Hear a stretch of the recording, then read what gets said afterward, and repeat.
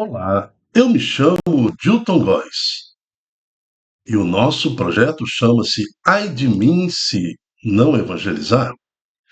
E dentro do programa nós temos a Reflexão do Dia, que é um programa diário que nós temos como objetivo estudar as palavras que compõem a liturgia. E hoje, dentro da liturgia diária, dia 20 de agosto de 2024, a liturgia nos traz a reflexão sobre São Bernardo, abade e doutor da Igreja. Memória, terça-feira, cor litúrgica verde. Santo do dia, São Bernardo de Claraval e doutor de Mileto. Século XI, França, São Bernardo de Claraval, nasceu em 1090, em Frontaines, França.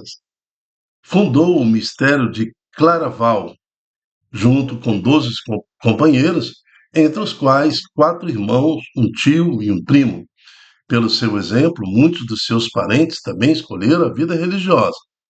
A obediência e o bem da igreja muitas vezes o levaram a deixar a paz monástica para se dedicar às questões político-religiosas mais sérias de seu tempo.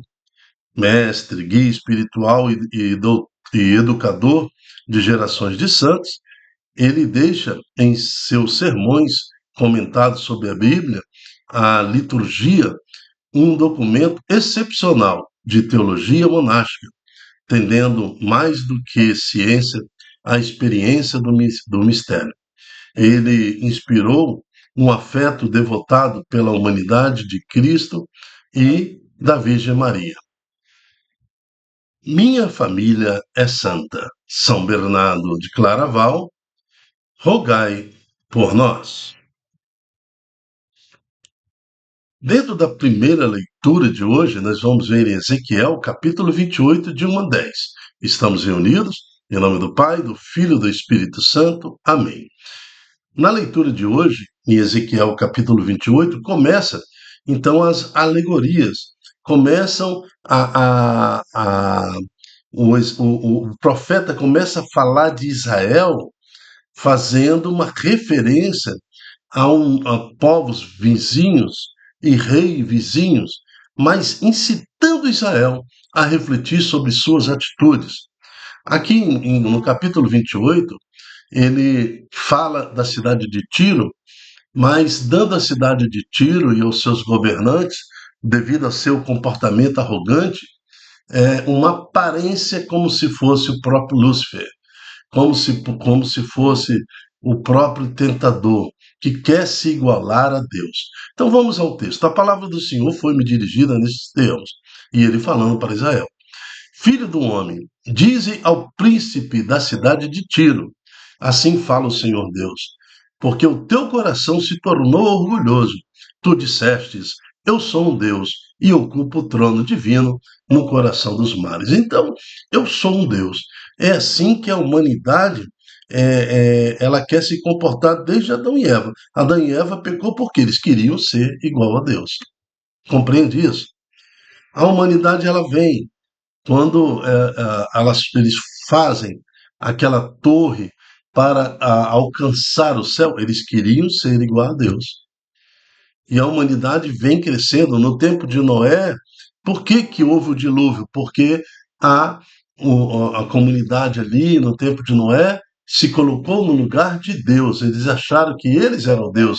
Deus é o homem, o dilúvio. Assim depois acontece no tempo de Sodoma e Gomorra.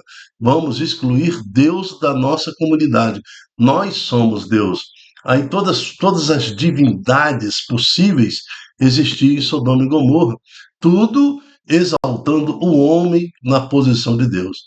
É destruída.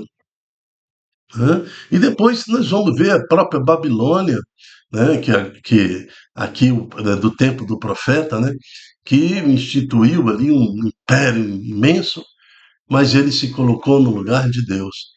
Quando aconteceu isso, destruiu toda a Babilônia.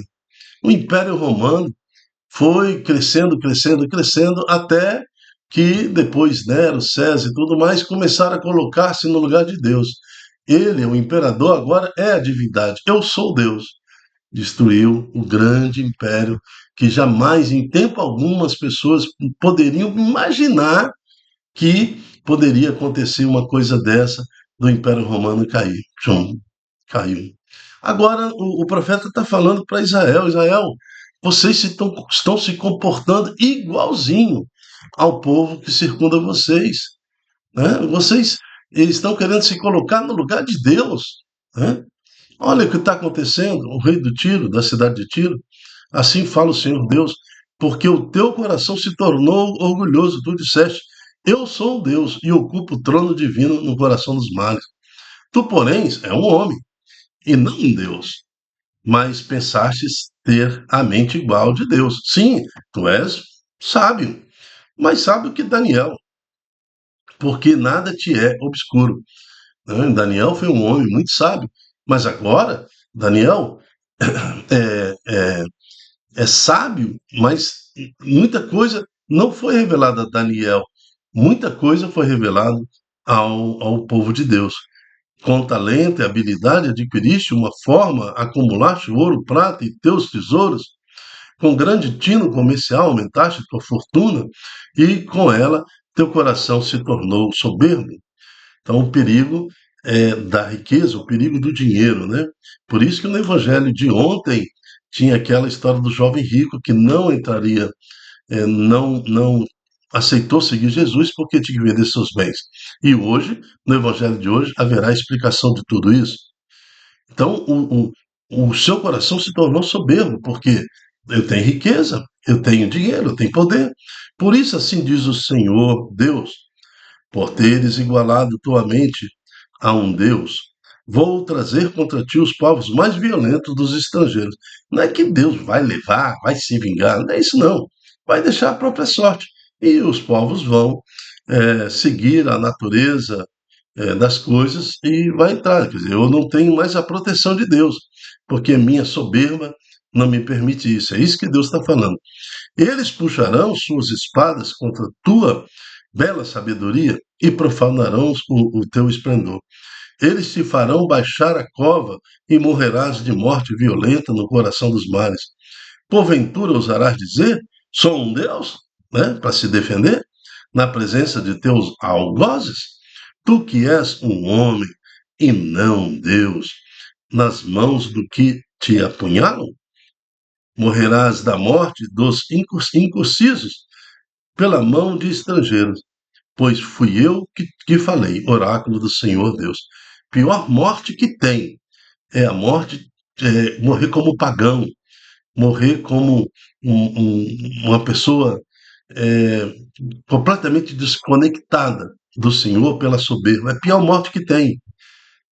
Saber que na morte não terei direito à ressurreição. Pronto, morri. E agora? Se espírito é eterno, gente, se um homem é formado de corpo, alma e espírito, isso qualquer filósofo que estuda um pouquinho de filosofia, você vai ver que essas três condições estão mesmo em filósofos pagãos, né, que se dizem pagãos, ateus, mas nós temos essa porção em nós, essa animação em nós que vem do espírito. Se espírito é eterno, como é que eu vou morrer distante de Deus, sabendo que a sabedoria divina me revela que se eu morro com Deus, vivendo meu batismo, eu vou ressuscitar eternamente e viverei com Deus? Agora, ressuscitar e eternamente viver na, na escuridão, na incerteza, no inferno, não tem sentido algum um tipo de vida dessa sobre a terra. É isso que o profeta Ezequiel está falando para o povo de Israel. Deus nos livre desta condição. Se o poder, o dinheiro, se qualquer riqueza em nós está trazendo esse tipo de soberba, nós estamos agora pedindo ao Espírito Santo para nos dirigir em rumo à santidade. Vem, Senhor, fazer um homem novo, uma mulher nova. Tire de nós todo tipo de apego material. Somente queremos nos apegar a Ti, Senhor Jesus. Amém. O responsório de hoje é o Salmo 32, é o Deuteronômio 32. Aquele Deuteronômio onde o Senhor fala: eu sou a justiça, eu sou a salvação, eu julgo, a mim, a justiça. Sou eu que te tiro a vida, sou eu quem te faz viver. Então, todo o poder de Deus, você acreditando ou não, vem de Deus. Tudo que acontece nesse mundo acontece na permissão de Deus. Pensei, vou espalhá-los pela terra, farei crescer sua memória inteiramente, mas receava a reação dos inimigos e má interpretação dos adversários. Eles diriam: nossa mão prevaleceu, não foi o Senhor Deus que fez? Porque meu povo é gente sem juízo, é gente que não tem discernimento. Então, se o Deus, aqui esse Deuteronômio está falando que o próprio Deus permite, né? Ele aceita. Ele não intervém na história, nos dá liberdade, mas o povo que foi escolhido pelo Senhor está se perdendo. A preocupação aqui do autor, né, em que os outros ao redor, pelo péssimo testemunho do povo escolhido, o povo santo do Senhor, os judeus, eles possam agora macular a imagem do próprio Deus, né? Não, mas é Deus que está permitindo tudo isso? Como é que esse povo está crescendo em iniquidade? Mas sou eu que tiro a vida, sou eu quem faz viver. Evangelho, Mateus 19, versículo de 23 a 30. O Senhor esteja conosco, Ele está no meio de nós. Proclamação do Evangelho de Jesus Cristo segundo Mateus. Glória a vós, Senhor. Naquele tempo, Jesus disse aos discípulos, explicando aquela situação que teria acontecido anteriormente, em que um jovem rico perguntou a Jesus o que ele faz para ser salvo, e Jesus falou que era cumprir os mandamentos. Ele falou: isso aí eu faço. Eu quero é te seguir, Senhor. Para me seguir, então você tem que vender todos os seus bens, entregar aos pobres, e vem e me segue. Aí ele desanimou, ficou triste e foi embora. Então Jesus está explicando o que aconteceu. Jesus disse aos discípulos: em verdade eu vos digo, dificilmente um rico entrará no reino dos céus. E digo ainda, é mais fácil um camelo entrar pelo buraco de uma agulha do que um rico entrar no reino de Deus. Ouvindo isso, os discípulos ficaram muito espantados e perguntaram: então quem pode ser salvo? Jesus olhou para eles e disse: para os homens isto é impossível, mas para Deus tudo é possível. Então quem salva é Deus. Deuteronômio 32. A mim cabe a salvação. Eu que julgo, eu que salvo. Né? Nós acabamos de ver no Deuteronômio 32 e no Salmo de hoje. Né? Para o homem isso é impossível a salvação, mas para Deus tudo é possível. Pedro então tomou a palavra e disse a Jesus: vê, nós deixamos tudo e te seguimos. Porque Jesus não falou lá para o jovem rico: vende tudo e me segue? Aí Pedro está falando: mas nós, aqui, nós vendemos tudo, nós abandonamos tudo e te seguimos. O que haveremos de receber? Jesus respondeu: em verdade vos digo, quando, quando o mundo for renovado e o Filho do Homem se sentar no trono de sua glória, também vós, que me seguistes, haverei de sentar-vos em 12 tronos, para julgar as 12 tribos de Israel. Então eles vão receber a glória, eles vão receber o prêmio da ressurreição. E todo aquele que tiver deixado casa, irmãos, irmãs, pai, mãe, filho, campos, por causa do meu nome, receberá 100 vezes mais e terá como herança, a vida eterna. Muitos que agora são os primeiros serão os últimos, e muitos que agora são os últimos serão os primeiros. Palavra da salvação. Glória a vós, Senhor.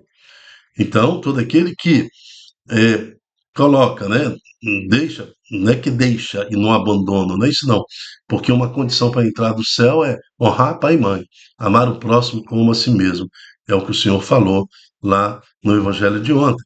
Então aqui deixar irmão, casa, irmã, pai, mãe, filho, campos e outras coisas, é não colocar isto além de Deus, não fazer disso uma soberba, não fazer disso que você tem, porque tem muita gente que não é rica em dinheiro, mas acha que a sua riqueza está no marido, está nos filhos e coloca isso acima de Deus. E isso é uma idolatria. idolatra a casa, idolatra o carro, idolatra o celular, é o que está acontecendo com muitos jovens. Se não tiver um iPhone de última geração, o último modelo gerado, de 8, 9, 10, 15 mil reais, ele fica louco, fica doido, porque aí a idolatria, né, do aparelho que vai lhe dar uma ascensão social, uma comparação, equivalência social. Se não tiver isso aí, ele deixa o pai louco, deixa a mãe louca, né? Então tudo isso é uma forma de idolatria. Vê, um iPhone pode colocar a pessoa na condição de idólatra, né? E vai perder o reino de Deus por causa de um iPhone. É o ladrão que rouba, é a pessoa que furta, né? Então, por bens materiais, vai perder o reino de Deus. Então, é isso que Jesus está falando para nós. Mas muitos agora que são os primeiros serão os últimos. E muitos agora que são os últimos, que estão nessa condição de pecado, pode ser que venham ser os primeiros. Porque em Deuteronômio 32, lembra, só a Deus cabe a justiça, só a Deus cabe o julgamento. Por isso eu não sei quem será santo, quem será salvo. Nos cabe, então, como pais e mães, anunciar o Evangelho, como membros de pastoral, serviços e movimentos dentro da igreja, auxiliar a igreja divulgando o Santo Evangelho. Nós não sabemos quem será salvo. A salvação só vem de Deus e pertence a Deus. Então nós estamos seguros, né? Porque se depende de Deus, nada vai dar errado, tudo vai dar certo. Vamos confiar no Espírito Santo, em Deus, pelo nome do Senhor Jesus. Eu me chamo Dilton Góes. O nosso projeto é, depende de você, para que você multiplique nas suas redes sociais esta pregação, este ensino, esta reflexão diária, para que mais corações possam confiar em Deus e conseguir o prêmio da ressurreição final e a vida eterna. Até a próxima. Se Deus quiser. Tchau, tchau.